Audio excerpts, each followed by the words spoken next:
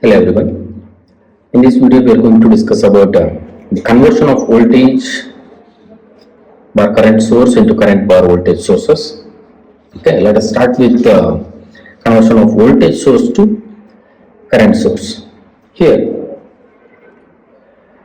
ideal voltage source E can be converted into an ideal current source I when connected in series with a resistance R. Okay, when converted into an ideal current source of magnitude E in parallel with the same resistance R. Okay, the equation for I is E by R, right? And E is equal to I into R. From this equation we got I is equal to E by R. Now we are going to convert this ideal voltage source into an ideal current source of I is equal to E by R, again connecting a parallel resistance with the same thing. Okay. Now this is an ideal current source. Load resistance remains same. We are not affecting or we are not connecting any variable there, RL. Now as we said, whenever an ideal voltage source E in series with the resistance can be converted into ideal current source in parallel with the same resistance. Now we are going to connect the same resistance in parallel with the current source.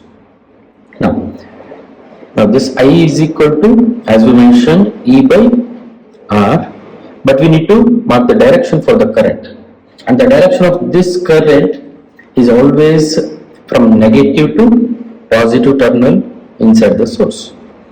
From negative to positive. Here the source voltage was from negative to positive, so we have taken it the direction as from negative to positive. Okay. Now this is a simple circuit. If you need any complex or in doubt with the complex circuits, please do comment below. Now moving on to the current source, conversion of current source to the voltage source. Here we do have an ideal current source with a parallel resistance. Now this can be converted into an ideal voltage source, as we already mentioned. V is equal to IR. Now we do have E here. E is equal to I into R. Now, this can be converted into an ideal voltage source.